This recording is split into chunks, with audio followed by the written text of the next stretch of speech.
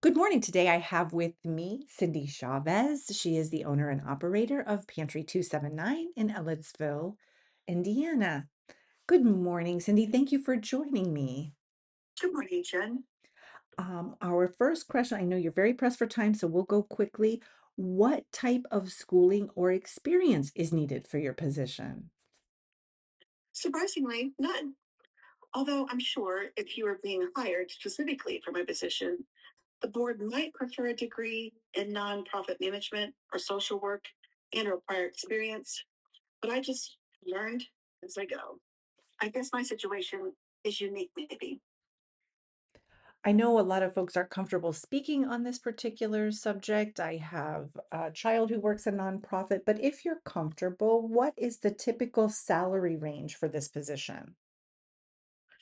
Well, the salary range is generally figured by how many employees you have and how much in donations you bring in.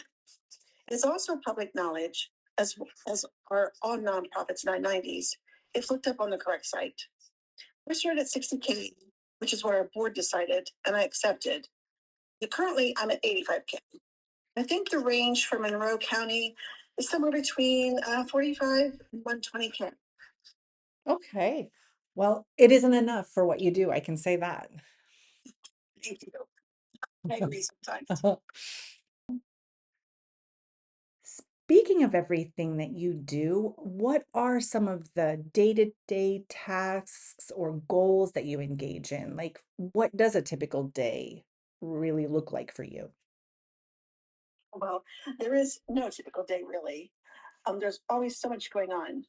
But generally speaking, I get up, get ready, answer Facebook requests, emails, info messages from home. I do some banking and check our PO box on the way into the pantry.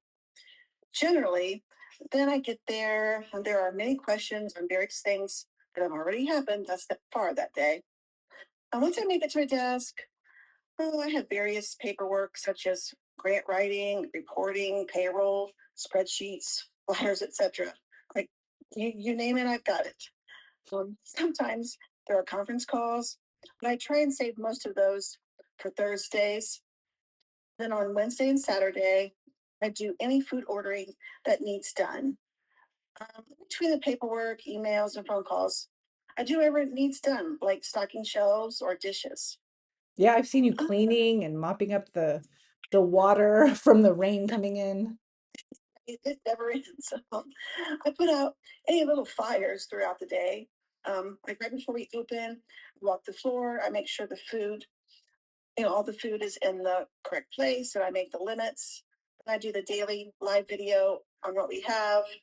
And then at the end of the day, we calculate the figures for the day and record them, make sure everything is locked up, the trash is done, food is put away safely, and cardboard is in the recycle.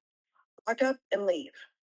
Once I get home, I grab a drink and food, let my animals out or in, and then I start computer work and social media responses. I call my coworkers Stephanie, Tracy, and Rowan to talk about any issues during the day and plans for upcoming events. And then I even work on data entry and emails and whatever else needs done on the computer until between midnight and 4 a.m. So most of the time bed's at 4.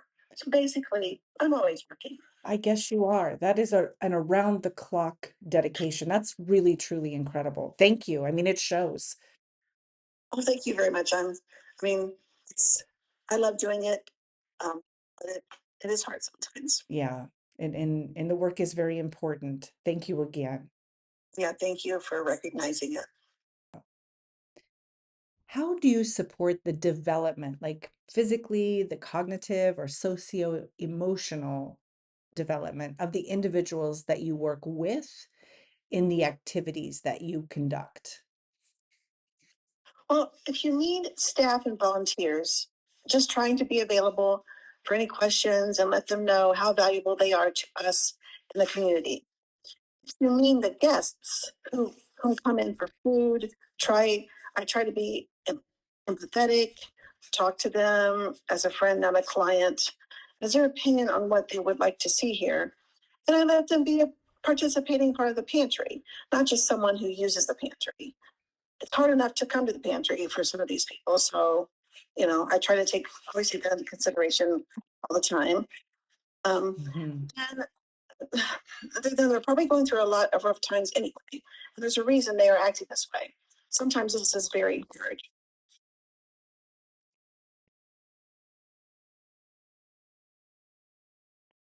What is your favorite, most fulfilling aspect of your career? Absolutely, it's knowing that everyone who comes to us is fed and loved. That's There's no other answer. I agree, and you see it, and it is palpable when you work there. It's a beautiful community of people. I could not agree more that you have done a great deal of work to make it feel that way. So, uh, what aspects of your career then are the most challenging? Finding funding for everything we need or want to do in this very competitive industry, that's very difficult. Sure. I mean, also, entitlement is very challenging. When someone leaves a bad review because we did not allow them to break the rules, is disheartening. Mm, And the all social media is, yes, yeah, that's true. I can't imagine anybody coming in here and leaving a bad review, but like you said, people are going through a tough yeah, time. So, um, I think I've been here quite a bit now, and I can't imagine leaving a bad review, but I'm sorry that's happened to you, and I'm sure it hurts. it does. How do you manage the stress and pressure when things like that happen or anything to do with operating this pantry? Honestly, I crack at least 3 times a year, usually around early summer and again through the holidays. Generally, just I just have a good cry. I talk with my family and sometimes Julio at HHFB. Then I dig my heels in and figure it out. Wow. Aw. What strengths do you feel are important for someone to have in this position? Well, that's a great question. Empathy, Mhm. passion, and patience. My feeling, maybe this is just me, but I honestly feel that your job in running a food pantry never really ends. Hunger does not take a break, neither do I. Times important things happen in hours that are not 9 to 5. For example, once in a while, I get a call from a truck driver with a load of food that's declined. Instead of throwing perfectly good food away, they call us because they know I will answer the phone at midnight and run over to the pantry and accept the delivery and put it away. It doesn't happen often, but every time it does, we get the most amazing food. That is incredible. I didn't even realize that happened. That is really cool that they know to call you.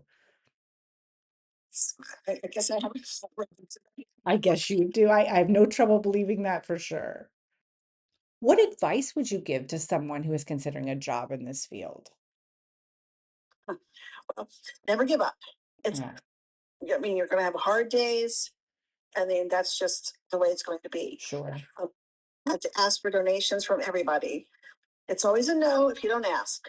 Mhm. I mean, it's not personal, but remember, your guests are human just like you, and they are clearly going through a lot of difficult things in life.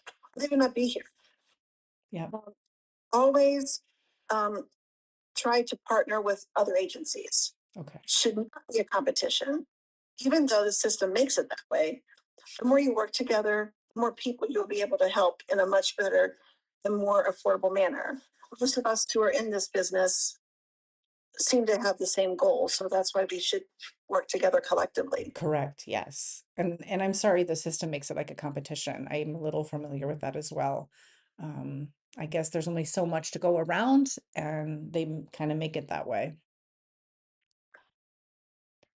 Is there anything else you would like to share about your job?